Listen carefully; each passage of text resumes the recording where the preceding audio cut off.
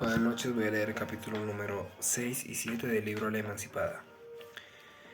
El secreto de las tempestades atmosféricas que está a cierto punto descubierto y explicado porque han sido siempre invariables las leyes de la materia, pero hay otras tempestades misteriosas con instintos y albedrío que si una vez llegan a estallar, no se puede saber cuál será el límite de sus estragos. Esta tempestad es la del corazón de una hermosa mujer, de sentimientos nobles y generosos, a quien la desaparición ha llegado a colocar en mal sendero. Esta caminaría vía recta a los abismos, porque finca su orgullo en no retroceder jamás sin devolver a la sociedad burla por burla, desprecio por desprecio, injusticia por injusticia y víctima por víctima, pero con mayor o menor descendencia, según los grados de educación a que ha llegado, pues hasta el vicio tiene su dignidad en las almas educadas. En Rosaura, las cuerdas que con su padre le había atado al estúpido cautiverio fueron estrechadas hasta romperse. El mal ministro del altar la ató con el vínculo matrimonial que también, por tiránico e injusto, hubo de romperse y se rompió. Un ministro de justicia intentó castigar en la víctima los delitos de los verdugos y ella hubo de detestar a los jueces de su tierra. Entre la corrupción que tiraniza y la corrupción que halaga, no es dudosa la elección para una criatura inexperta y de alma ardiente como Rosaura. Los déspotas y los fanáticos que son los que empujan a la sociedad a la región del libertinaje, esto es lo que debe decirse en vez de descubrir los festines, las orgías y los excesos que en Rosaura iban quedando bajo la jurisdicción de las tinieblas. Basta saber que en los primeros días de septiembre destinados a la afamada Feria del Cisne, se veía que a esa infeliz mujer en los jaritos, dejándose obsequiar hasta por los beodes de los fijones. Pasados estos días de gran bullicio, de la casa de Rosaura estaba siempre cerrada y las noches en silencio. Alguna mudanza sustancial había ocurrido. Este fue el capítulo número 6, voy a leer el capítulo número 7. En uno de los primeros días del mes de octubre, en que los estudiantes después de la feria vuelven perezosamente a sus temidas faenas de colegio, uno de los cursartes de óptica y acústica recibió de su catedrático, que era médico, el estuche quirúrgico y la orden de seguirle para hacer el estudio práctico de los órganos de la voz, del oído y la vista. La casa donde llegaron estaba situada a pocos metros del colegio. Al entrar vieron en el cuarto del zaguán un grupo apiñado de hombres y mujeres. Varios jóvenes de los que componían el grupo habían empalidecido, y la concurrencia en general se mostraba conmovida, sin que faltase alguna vieja que dijese entre dientes, castigo de Dios, ni algún mozalbete que soltase en voz baja sus chanzas maliciosas, pues en todas partes se encuentran cornejas, que están siempre de mal agüero, y trujanes que parecen haber nacido para estar siempre de chunga. Algunos momentos después entraban el alcalde, el escribano, 4 peones y una guardia del depósito de inválidos. El comandante de esta guardia mandó a despejar la pieza del zaguán. Al retirarse los concurrentes se dejó ver, echado en tierra, sobre una manta vieja y con una loz a la cabecera, el cadáver de una mujer. El rostro conservaba aún la gracia de los perfiles, pero estaba denegrecido. Las 2 crenchas de su espesa cabellera se mostraban desgreñadas y sin lustre. Si el pavoroso efluvio de la muerte no lo impidiera, podría decirse que la barba, la garganta, el seno y los brazos desnudos de esa mujer conservaban aún su postumosa hermosura. Rosaura iba a sufrir las expiaciones de ultratumba. Los 4 peones, sin emoción de ningún género, levantaron el cadáver. Le sacaron del cuarto, lo colocaron sobre una hilera de adobes en la mitad del patio y la desnudaron hasta la cintura. El médico abrió su estuche, preparó los instrumentos, devolvió el resto al estudiante que estaba a su lado y empezó la operación. Al ver correr entre las cuchillas y descubrirse las repugnantes interiores escondidas en el seno de Rosaura, de la que poco antes había sido una velda, un sudor frío corrió por la frente del estudiante. No pudo continuar mirando la profanación sarcástica del cuerpo de una mujer. pues había creído hasta entonces, oscura y vagamente, que la constitución fisiológica de este sexo debe ser durante la vida, un incógnito misterio, radiante de gracias y de hechizos, y que al morir, estos secretos que tienen tanto de divino para las almas juveniles, no podían ir a hundirse en el sepulcro, sin que antes tocasen las campanas sus fúnebres clamores, si encendiesen los blandones alrededor de un féretro, se entonasen cánticos sagrados y se acompañase con lágrimas y sollozos a la que ve en funerea procesiona a despedirse para siempre. Apartó la vista de este espectáculo que iba dando muerte a todas sus ilusiones y se retiró, dominado por una especie de crudo desengaño del linaje humano, sin que el dictado de cobarde que se le daba, ni la voz imperiosa de su maestro, fuese en parte a detenerse presenciando tantas miserias. Mas no le fue dado encaminarse a su colegio, porque el centinela le echó atrás. Entonces el estudiante dijo para sí solo: a detener tantos enemigos y tantos aparatos, ese ser la cual la cuchilla acaba de mostrarme como inmundo y deleznable, si la mujer, que es la belleza, acaba de expelerme con su repugnante deformidad, con razón el centinela, que es la fuerza, me parece más deforme que el cadáver. El estudiante pudo en aquel día afirmar por propia experiencia la profunda enseñanza de la máxima de Pascal, diciendo: es arriesgado manifestar demasiado al hombre cuando se asimila a los animales, sin hacer patente su grandeza, es lo más todavía hacerle ver demasiado su grandeza, sin su bajeza, y aún más dejarle ignorar ambas cosas. Siendo la consigna del centinela de que nadie entrase ni saliese hasta que la larga operación de la autopsia hubiese terminado, el estudiante tuvo que entrar en el cuarto de donde la difunta acababa de salir, pues era el único asilo que le quedaba. Allí estaban la manta, la antorcha funeraria, y cerca de esta hablaba un comerciante y un abogado de Cuenca sobre la injusticia que se atribuía a su pisano el señor.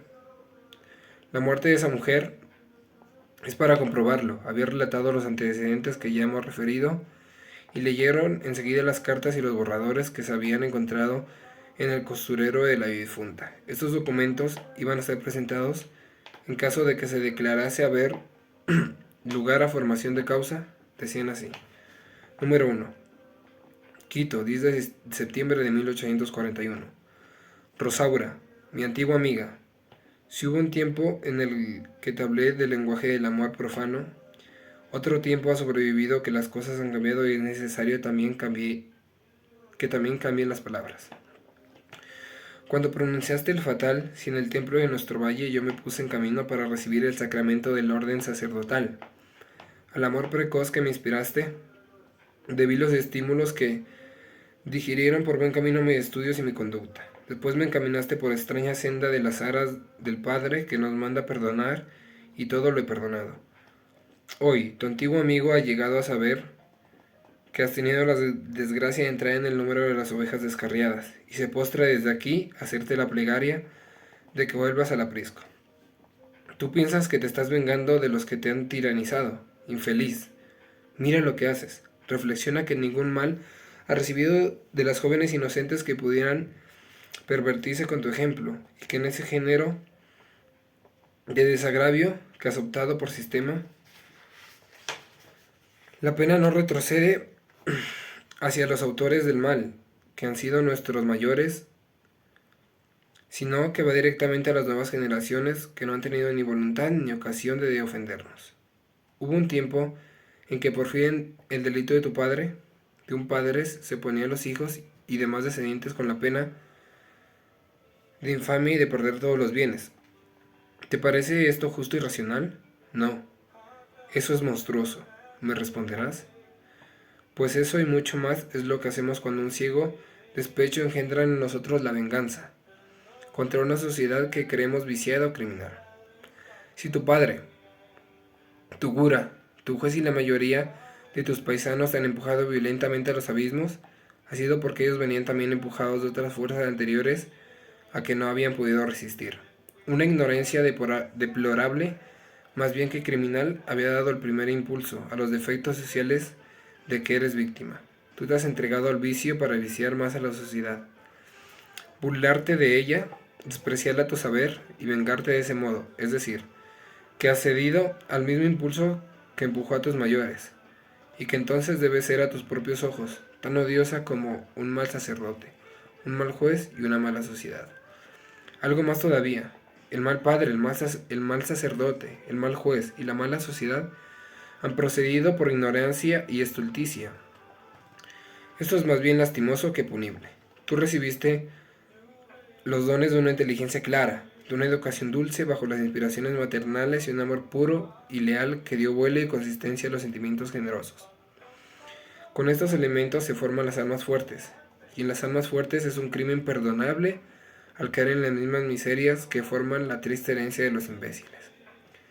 Lo que haces es de más contra ti misma. Estás destruyendo tu reputación y tu hermosura. Tú, no creas que te diviertes. Por más que lo procurarás, porque siempre te asalta el recuerdo de lo que era la inocencia. Rosaura, mi antiguo amor era egoísta. Quería que fueses mía, quería mi felicidad, ahora quiero la tuya. O que sea tu desgracia menos grave. Vuelve al campo, piensa, reflexiona y allí oirás la voz de Dios en las reminiscencias de los consejos de tu madre. Atentamente, Eduardo. Seguía un borrador de letra de Rosario que decía, número 2. Eduardo, yo estaba gozándome en mis triunfos y tú me haces avergonzar. Eres la única criatura ante quien siento la necesidad de justificarme, pero sin ocultar que tus palabras son nuevas tiranías que vienen a perseguirme en el campo a donde la fatalidad me ha conducido. Si mi madre no me hubiese inspirado religión y si tú no me hubieras hecho traslucir lo sublime del amor puro, yo contaría, como mis verdugos y mis amantes, con el desenfreno de la ignorancia y no vendrían los remordimientos a talarme las entrañas. Más daño me han hecho mis benefactores que mis tiranos. Para estos me basta con el odio. Para destruir la obra de otros necesito los vértigos, ofuscamiento, bullicio aturdido. Concédeme la gracia de guardar silencio o romperé cañas contigo. Yo no puedo vivir sino de emociones. Las emociones son un sueño y no quiero que nadie me despierte. Tú sabes algo de mi primera educación, pero no lo sabes todo. Mi madre me enseñó a conocer a Dios, llevándome a las colinas de nuestro pueblo y diciéndome con acento cariñoso: mira lo hermoso de estos campos, escucha el cantar de los pajaritos, observa ese cóndor perdiéndose entre las nubes. Fija tus ojos en el azul del firmamento, mira ese sol que sale tan brillante. ¿Sabes quién hizo todo esto? ¿Y nos puso aquí porque nos quiere? Eso es muy grande y bonito, le respondía yo. Apostemos a que lo ha hecho alguno de esos reyes que nombra papá, sacándose el sombrero. No, hija, esos reyes eran hombres como todos. El que hizo todo eso es un espíritu que no se puede ver, pero que te quiere tanto como a nadie puede quererte, porque es tan bueno que tú no has de comprender su bondad, sino cuando seas más grandecita. Es amigo de los pobres, de los niños y de todos los que son buenos. Él se pone bravo con los soberbios, con los rabiosos y con los que maltratan a sus prójimos. De este modo iban calando las ideas de mi madre en mi infantil inteligencia. Yo aprendí a adorar a Dios porque era padre, porque era bueno y porque había hecho cosas tan grandes y tan hermosas. Mi padre, en vez de hacerme amar las cosas santas, me ponía la tarea de rezar como una veintena de Padres Nuestros y Ave Marías por centenares cada noche, de modo que a lo largo de la faena y la dureza con que se me obligaba a cumplirla me hicieron temible la devoción. Yo llegué a abrigar el error que había dos religiones, una pura, simpática y divina que mi madre me inspiraba y otra odiosa y pesada que mi padre me hacía practicar sin inspirarme ni enseñarme cosas grandes. Cuando veía el cura en nuestro pueblo mandaba azotar a los indígenas y ponía presas a las viudas que no podían pagar los derechos funerales de sus maridos difuntos. Yo decía sin vacilar: la religión del cura no es la religión de mi madre. Y día por día iba sucediendo. No sé qué dentro de mí que me ha ido empujando hasta el punto al que he llegado. Tú me has escrito en un lenguaje que me hace mucho mal, me hace sentir alguna cosa semejante a la religión de mi madre. Pero ya para eso es demasiado tarde. He visto a mis plantas, sótanos y cerquillos, y he tenido el capricho de enardecer los galanes del orden sacerdotal, para luego expelerles con desprecio. Ellos se han vengado subiendo a retarme en el púlpito con groseros coloridos sin prejuicio de volver a pedir de rodillas perdón. Yo me creía superior a todos los que delante de mí se posternaban, pero cuando tú me dices que te arrodillas, me siento humillada y confundida. Aquí se rinden a mis plantas para pedirme que me envilezca, para decirme que sea de ellos. Y tú me diriges una plegaria pidiéndome que me enmiende, que me ennoblezca, que sea de Dios. Esto me dice que lo pude ser y lo que soy. ¿Por qué me das una herida tan mortal? Has despertado los remordimientos que yo acallaba con mis triunfos y me has puesto en tal desesperación que quisiera maldecirte. Pero veo que aquello será injusto y a nadie maldigo sino a mí misma. Eduardo, no vuelvas a escribirme. No temas que me destruya porque cuando esto suceda dará una nueva campanada. Todos los caminos están obstruidos para mí, excepto el que voy siguiendo. O si pudiera volver a los instantes de nuestra última entrevista. Pero es imposible. No puedo volver a ser soltera, como tú no puedes borrar el carácter del sacramento que has recibido. Por compasión, no vuelvas a escribirme. Número 3, Quito, a 20 de septiembre de 1841. Rosaura, ¿intentas romper conmigo? Me pides que te deje en paz, pero en tu corazón no hay paz. Y esta es la que quiero darte a nombre del Señor. A merced de las antorchas que iluminaron tu niñez, sientes aún remordimiento y te pesa no poder obrar mejor, creyendo que los caminos de la virtud están obstruidos, pero no, hija mía, aún puedes volver tu conducta hacia el camino que tu madre te trazará. El levantar una pistola, hacer temblar a los imbéciles, resolverse a morir luchando, andar sola por los caminos desafiando los peligros, muestra en ti la excitación de un valor desesperado. Eso no es el valor racional, no es el valor del alma grande. Los triunfos del verdadero valor son los que se obtienen desechando lo halagüeño, para no hacer más que lo que es justo. ¿Cuánto has hecho hasta aquí? Muestra el valor del vaho que se expande al evaporarse. Cuando levantaste la pistola, venciste al cura y al teniente, después de haber sido vencida por un ímpetu de furia que no pudiste reprimir, es decir, que no pudiste vencer. La verdadera victoria la alcanzarás al dejar la barrina, ver los placeres frenéticos para seguir los decentes y racionales. Para llegar a ese triunfo te bastará reflexionar que las fuentes del placer no tardarán en agotarse y quedarán las haces que son amargas y punzantes. ¿Qué harás entonces, hija mía? ¿Sentir el corazón estrangulado por las serpientes del ya estéril arrepentimiento? Mientras más se apuran los placeres, más pronto el alma se debilita. El alma debilitada se van anidando las pasiones bajas y vienen tras esta del cansancio y el hastío que son la viva imagen de los infiernos. Ahora tienes fuerza todavía y el mejor empleo que puedes darles es el de luchar contigo misma. A nombre del Padre Celestial que adoraban con tu madre te pido, no un sacrificio, sino tu descanso, tu sosiego de pocos meses. Retírate de la vida escandalosa. Vive oculta hasta la próxima cuaresma en que yo iré. Invocaré la gracia divina y tengo fe en que serán disipadas las tinieblas que hoy ofuscan tu corazón y sentirás reanimando tu valor. Cederás fácilmente a los ruegos que te hace tu antiguo amigo cuando medites a la fealdad del libertinaje que fomentas con tu hermosura. Tus galanes creen engañarte y tú crees también que las engañas, y en realidad ellos como tú solo se engañan a sí mismos. porque se arruinan, se depravan y van perdiendo de hora en hora su excelsa calidad de racionales. Créeme, hija mía, que los caminos de la virtud están siempre abiertos para todos. Eduardo. Número cuarto. Eduardo. Las desgracias que me anuncias como futuras están ya dentro de mí. ¿Sabes lo que es una feria en esta ciudad? Oh sí, hubieras visto cuán hermosa y concurrida ha estado en el presente año. Que de fisonomías, que de modas, que de acentos tan variados. Mira lo que he escrito por divertirme y que hoy rompo desesperada. 9 de septiembre. Confieso que tienen muy buen gusto los que pintan y escriben cuadros de costumbres. Yo también quisiera una pluma y un pincel para el cuadro de anoche con su grupo de 2 híspidos de Cuenca.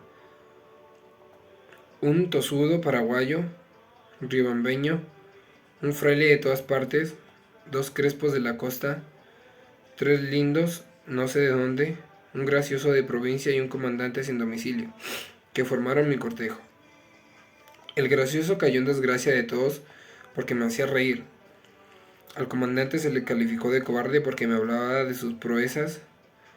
Al fraile le traté mejor porque deseaba que sus compañeros le aborrecieran. Y no tardé en conseguir que le dieran un par de sornavirones. Los hispidos de Cuenca, aunque no tardaron en arrodillarse a pedirle la absolución juzgándose excomulgados, a los lindos los trataré como señoritas y entiendo que quedarán satisfechos.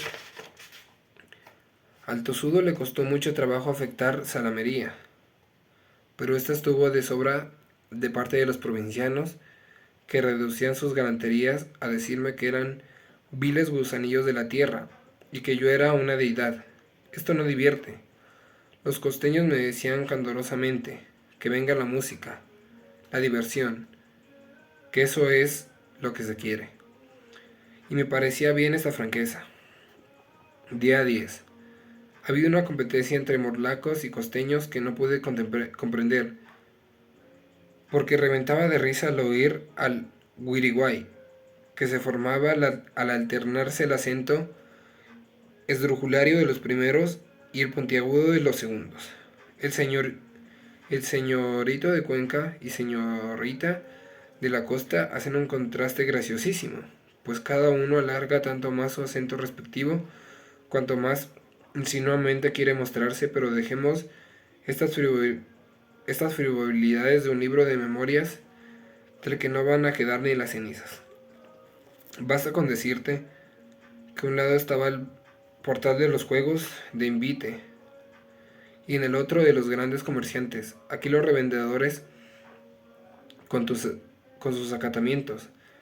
Allí algún dicho gracioso, más acá una fina galantería, música, festines, serenatas, obsequios. Nada me faltaba. Se podía creer que había llegado a satisfacerse la amplitud de mis inspiraciones, pero algo tenía dentro de mí que me excitaba a llorar. Después la ciudad ha vuelto a su final silencio, y mi alma se ha tornado en un arenal desierto, tostado por el sol del arrepentimiento y removido por los vientos del desengaño. En este vasto arenal, la imagen de lo pesado se levanta como un espectro. Tengo vergüenza de mí misma, me aborrezco de muerte y no sé cómo he de vengarme. Antes de 9 meses he recorrido un siglo de perdición. He pulsado mis fuerzas y me siento incapaz de postrarme a ser huida en penitencia por los mismos a quienes he repulsado con desprecio. Solamente ante ti me arrodillará. Pero entonces los sollozos no me darán lugar para acusarme y no podría menos que encenderme en un amor ya imposible, en un amor desesperado. He causado muchos daños que no habría conocido sin tus cartas. Es preciso que el escándalo termine juntamente con la vida antes que tú vengas a nadarme. Adiós, Eduardo. Sin ningún signo de compasión y caminando directamente hacia su objeto, el abogado continuó diciendo: estas cartas, que dan indicios vehementes de un suicidio, se agrega lo que dicen unánimemente los declarantes, a saber que esta señora, estando con fiebre y con otras enfermedades, convidó para un paseo a unas 20 personas, casi todas las de plebe. Comió como desesperada, frutas y manjares que le hicieron daño. Apuró licores por primera vez, porque antes, aunque era alegre, no bebía. Y casi ahita, embriagada y casi delirante por la fiebre, entró a bañarse a las 6 de la tarde en el agua helada del Zamora. A las 11 de la noche, el apoplético la mandó a la eternidad. Como esta relación estaba más terrible que la presencia del cadáver, el estudiante salió a buscar un aire más respirable que el de ese cuarto. Se encontró con el espectáculo de los peones que estaban recogiendo en el ataúd trozos de carne humana engragenado. Allí estaba exsangue y despedazado el corazón que había hecho palpitar a tantos corazones. Por la tarde, 4 indígenas pisoneaban una sepultura y los curiales daban por terminado que el sumario por no haber lugar a formación de causa. Aquí, el fin de la que fue Rosaura. Muchas gracias, este ha sido el libro de la Emancipada. Muchas gracias.